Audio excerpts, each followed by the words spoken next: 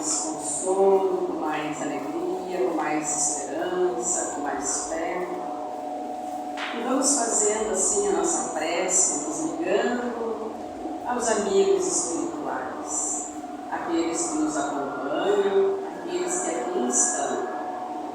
Que possamos, Senhor, sintonizar com o amado Mestre Jesus, agradecendo por esta oportunidade de recebermos o ensinamento, o consolo, o tratamento, tudo aquilo que viemos em busca e muito mais.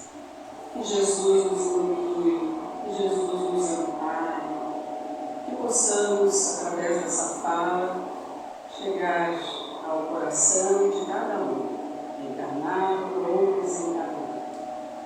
Graças a Deus. Hoje nós vamos falar sobre os espíritos que velam por nós, que podemos chamar de anjos, anjos guardiães, espíritos protetores, guias espirituais. O nome não importa muito, né? Quando nós falamos em anjo, nós pensamos muito naquela questão do anjo que nós vemos desenhado, né? O anjo alado, o anjo que tem asas. Podemos dizer que essas asas, elas simbolizam a vibração amorosa desse espírito protetor, que ele abraça com a sua vibração a todos. Então é como se essa asa protegesse. Ele não só orienta, como ele protege também.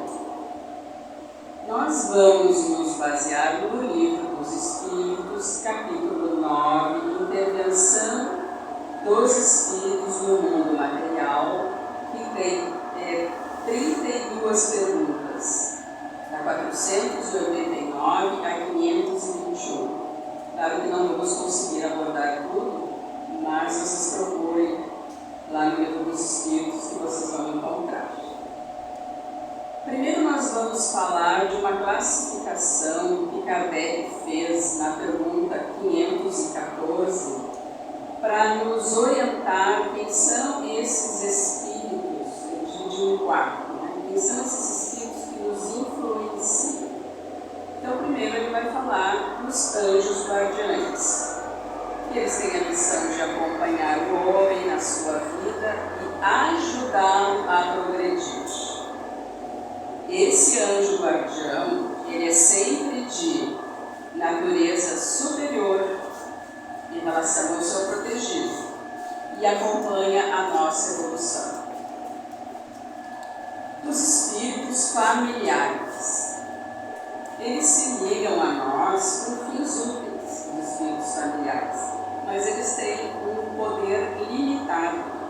São bons, porém muitas vezes não são tão adiantados, então eles só atuam por ordem e permissão dos espíritos protetores. Vamos falar mais deles depois. Na pergunta 508, só para a gente exemplificar aqui, diz assim: os espíritos, aí está falando dos espíritos familiares, já que nós estamos falando dos espíritos familiares. Os espíritos que achavam em boas condições na Terra e sempre podem proteger os que lhes são caros e que lhes sobrevivem.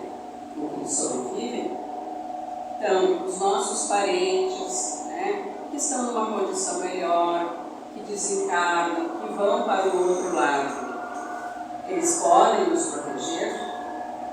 O que eles dizem? Mais ou menos restrito é o poder que desfrutam. A situação que se encontram nem sempre lhes permite uma liberdade de ação, uma inteira liberdade de ação.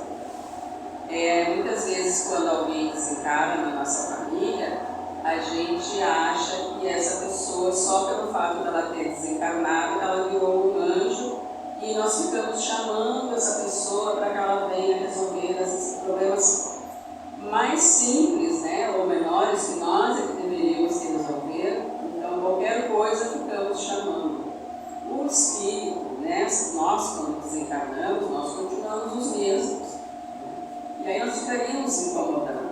Então, se ele desencarna, era uma pessoa boa, seguia sua vida corretamente, ele vai ter muitas oportunidades de ajudar, com alguns limites, com algumas limitações, mas nós não podemos evocá-los, devemos deixar que siga o seu curso. Os outros espíritos que Kardec fala são os simpáticos e o mau gênio. Quando a gente fala de simpático, parece que a gente está falando de uma coisa boa. Pode ser boa ou não, porque simpático, os espíritos se afeiçoam, se ligam a nós pelas nossas atitudes. Eles simpatizam com as nossas atitudes, que podem ser boas ou nem tanto. E tem um espírito que ele chama de um mau gênio, que é o espírito imperfeito ou perverso, que se liga a nós para ver se consegue nos desviar do bem. Mas nós sempre temos a liberdade de escutar ou de fechar os ouvidos, ou seja, a decisão é nossa. Então aqui ele fala desses quatro: anjos guardiães, espíritos familiares, os que simpatizam com as nossas atitudes e nos acompanham, e o mau gênio que não quer que a gente siga pelo caminho do bem. Nós podemos, para iniciar aqui, antes de ler algumas perguntas, partir de dois princípios. Primeiro, Deus, único, inteligência suprema, perfeito, toda a bondade, todo o amor, que criou todas as leis, toda a lei de amor, todas as leis que a seguem. Este Deus que onipresente, quer dizer que está em todo lugar. No caso, presente, está presente em todo lugar. Quando a gente fala que ele é onisciente, é porque ele tem toda a sabedoria. Então, Deus, que é onipresente, que está em todo lugar, e ele é amor, então o amor está em toda a parte. Nós estamos imersos neste amor, neste fluido que nos rodeia.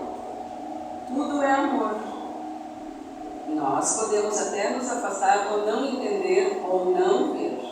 E se nós estamos imersos nisso, Deus está sempre cuidando de nós e envia os seus ajudantes, os seus enviados, para nos ajudarem na forma do anjo protetor, do anjo guardião, do espírito protetor, dos guias espirituais.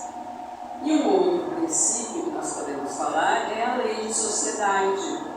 Nós não progredimos sozinhos, nós precisamos de outras pessoas para nos ajudar no progresso, seja no mundo espiritual, seja neste mundo aqui.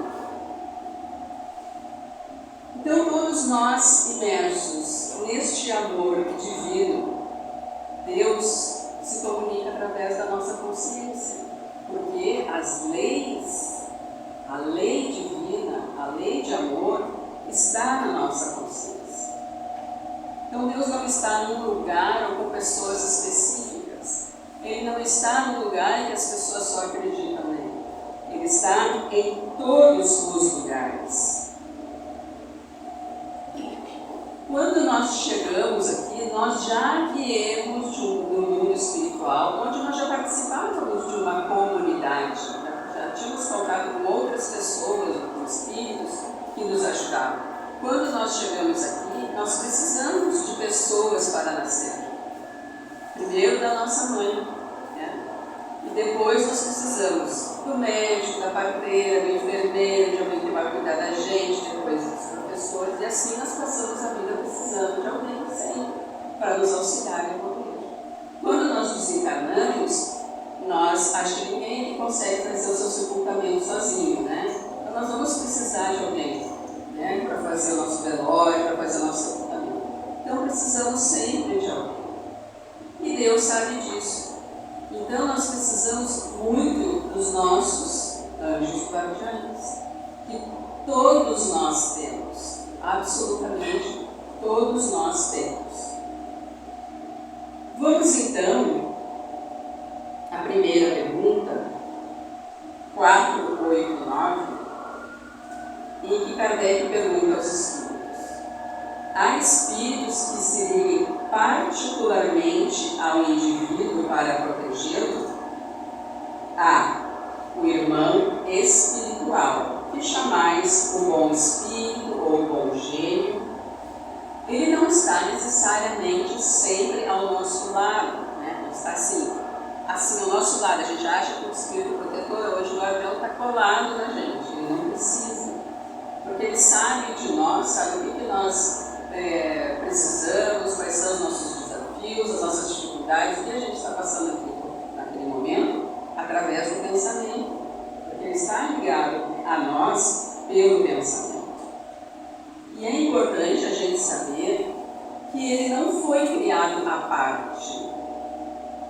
Ele foi criado simples e ignorante, como todos nós, evoluiu e chegou a este patamar de espírito elevado, podendo nos auxiliar, podendo nos inspirar, podendo nos incluir. Na pergunta 490, o que se deve entender por anjo da guarda ou anjo guardião? É um espírito protetor que pertence a uma ordem elevada. Ele precisa ser de uma ordem elevada para nos orientar. Nós não vamos colocar um bebê de 2 anos para cuidar de um outro bebê de 2 anos. Não vai dar certo. Eles têm as mesmas necessidades e as mesmas dificuldades. Então, não vai ser um anjo guardião nosso alguém que está no mesmo nível de evolução que nós. E eles são tão sábios que eles permitem, eles não impõem nada a nós, são tão sábios que eles permitem que nós sigamos o nosso livre-arbítrio. Muitas vezes ele vê que nós tropeçamos feio, sofremos, mas ele está ali conosco, né? Sempre nos auxiliando, sempre nos ajudando. É um espírito que, preparado, tem muita confiança em nós, que nós vamos melhorar e tem muita fé. Que se deve, 509, quando em estado de selvageria ou uma inferioridade moral, têm os homens igualmente seus espíritos protetores? E assim sendo, esses espíritos são de ordem tão elevada quanto a dos espíritos protetores, homens mais adiantados?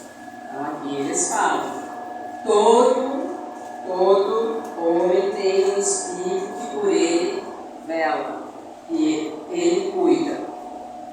Mas as missões são relativas ao fim que visam.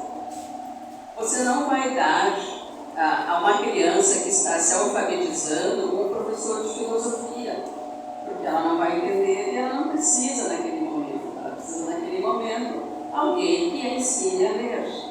Então, os espíritos protetores, os anjos guardiões sempre são mais elevados que nós, mas está de acordo com a nossa evolução, a nossa categoria. E qual seria então a missão desse espírito protetor?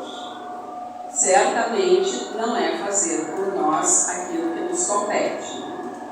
Então eles fazem a seguinte comparação: a de um pai em relação aos filhos, a de guiar seu protegido pela senda do bem, auxiliá-lo nos seus conselhos, consolá-lo nas suas aflições, levantar o ânimo nas provas da vida, pacificar-nos nos momentos de crise e também compartilhar quando nós conseguimos vencer a nós mesmos, quando nós conseguimos melhorar, quando nós conseguimos fazer a nossa reforma íntima. Ele também vibra com as nossas atitudes boas, com as nossas conquistas. O espírito protetor se dedica ao indivíduo desde o seu nascimento? Sim, antes, né? Muitos dos nossos espíritos protetores nos acompanham há várias encarnações. e talvez continue nos acompanhando por outras tantas. Eles nos ajudam a programar a nossa encarnação, a nos dar já esse direcionamento. Então diz assim: desde o nascimento até a morte, muitas vezes acompanha na vida espírita, depois da morte, e mesmo através de muitas existências corpóreas, que mais não são do que fases muito curtas na vida do espírito. Às vezes as nossas provas, as nossas dificuldades nos parecem, e a gente não está desmerecendo isso, são difíceis, mas frente à eternidade é um momento muito curto. Aí ele pergunta assim: é voluntária ou obrigatória a missão do Espírito Protetor? Depois que o Espírito Protetor escolhe o seu protegido, ela é obrigatória, porque ele vai escolher por uma simpatia, por alguma ligação que ele tem com o Espírito. Então, depois que ele escolher, ela se torna, sim, obrigatória. Cabe-lhe, porém, o direito de escolher seres que lhe sejam simpáticos. Para alguns é um prazer ser o anjo guardião. Para outros, já é uma missão, já é um dever, já pode ser mais difícil. A gente pode pensar no Emmanuel, que era o protetor do Chico Xavier. Todo mundo gostaria de ser, o protetor do Chico Xavier, porque ele era bem fácil de proteger.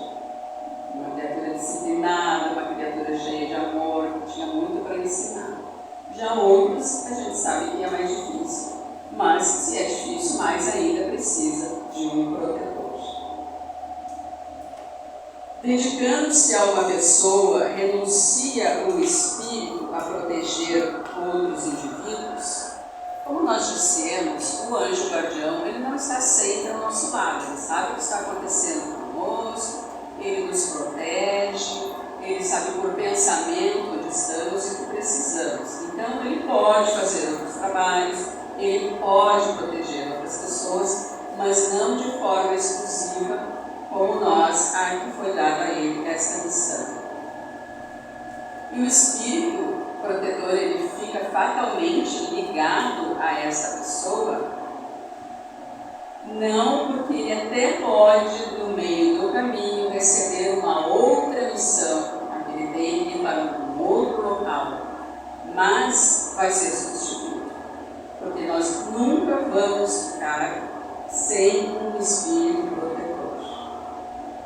E os espíritos protetores protegem os indivíduos? Ou o que mais eles protegem? Eles têm o espírito protetor, o anjo guardião do planeta Terra, que é Jesus. Do Brasil é Ismael. Então só por aí nós sabemos que existe anjos protetores, guias espirituais em todos os lugares. Todas as cidades, todos os países, tudo aquilo que a gente pensar, as escolas, os presídios, na Cracolândia, todos os lugares existe um espírito protetor. Tem um livro que eu não lembro o nome, mas eu acho que é de André Luiz, e eles foram chamados a ajudar um senhor. Esse senhor estava um pouco desequilibrado, estava perturbado, depois que ele perdeu a esposa era meio que o norte dele, ficou muito desequilibrado. E ele começou a beber, com o vício da bebida, começou a frequentar lugares de baixa vibração, Então ele começou a ficar viciado na bebida, no sexo, enfim. E aí, esses amigos espirituais que foram chamados para ajudá-lo foram no local em que ele estava.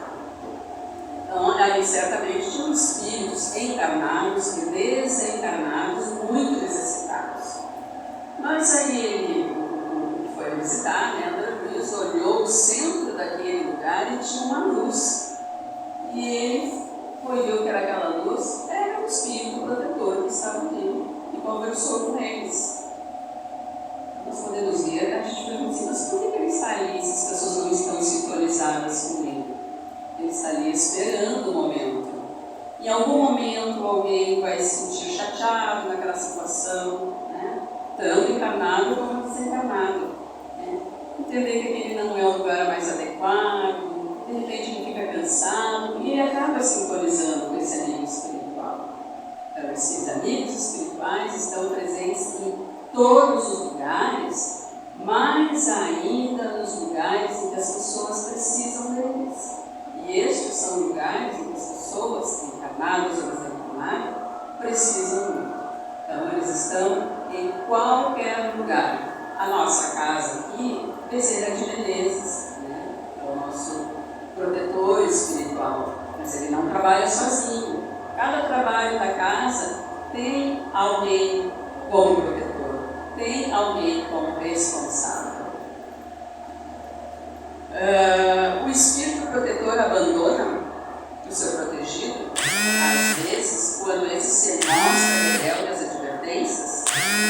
O que eles dizem? Afasta-se quando vê que os seus conselhos são inúteis e que é mais forte a vontade do seu protegido submeter à influência dos espíritos inferiores, mas jamais ele abandona.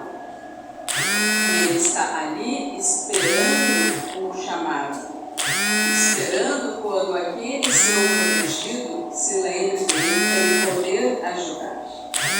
Quando nós reencarnamos, nós traçamos uma meta e queremos chegar num objetivo. Podemos comparar a um GPS. Quando nós queremos chegar a algum lugar, o GPS vai traçando caminhos até que a gente chegue àquele lugar. Então, mais ou menos assim conosco. Nós temos o objetivo, essa encarnação eu vou cumprir tais e tais coisas porque eu quero chegar a tal patamar da minha evolução. Mas aí eu pego o GPS, ligo o meu GPS, e ele diz, a 300 metros entre a direita, não quero entrar. Aí o que ele faz? Recalculando a rota. Segue em frente. Então ele vai fazer uma outra rota. Mais 100 metros entre a esquerda. Eu não vou entrar, eu não quero, eu não vou seguir. Recalculando a rota. Então muitas vezes, amigos espirituais, que fizeram essa rota para nós, que nos ajudaram, que estão nos apoiando, que tudo aquilo que eles prometeram, eles estão cumprindo, estar ao nosso lado para nos ajudar, nós nos tornamos um pouco rebeldes e não queremos seguir esse GPS. Então, muitas vezes, perdemos, de alguma forma, aquela encarnação que podia ter sido tão proveitosa para nós. Então, os amigos espirituais, eles nunca vão nos abandonar. Nós é que os afastamos. Às vezes se ouve, o meu protetor me abandonou, meu anjo da guarda, e não quer mais saber de nós. Nós é que nos afastamos, nós é que nos recusamos a ouvir. Nós muitas vezes nos fechamos na dor e na revolta e não ouvimos. Mas quando nós conseguimos nos conectar, o consolo e o amparo é muito grande. Outras vezes as pessoas dizem assim, nós combinamos tudo isso, mas a gente chega na Terra, tem trabalho, tem trânsito, tem boleto, tem filho, tem parente difícil, tem doença, fica difícil da gente ouvir o protetor. Mas, se não fosse para a gente passar pelas vicissitudes, pelas dificuldades para evoluir, a gente não precisaria reencarnar. Nós ficaríamos do outro lado, mas também não iríamos ter a oportunidade de evoluir. Então, isso tudo faz parte. Nós precisamos. E nós temos meios e maneiras de nos conectarmos com os nossos mentores espirituais. Nós podemos ter essa atitude, muitas vezes, de revolta, de nos fecharmos na nossa dor. Dois motivos. Ou nós somos arrogantes e dizemos que não precisamos de ninguém, que nós fazemos isso tudo sozinhos, que nós não acreditamos em nada, ou nós somos negligentes, descuidados. Não não fazemos a nossa parte. Queremos que os Espíritos façam a parte por nós, que façam por nós.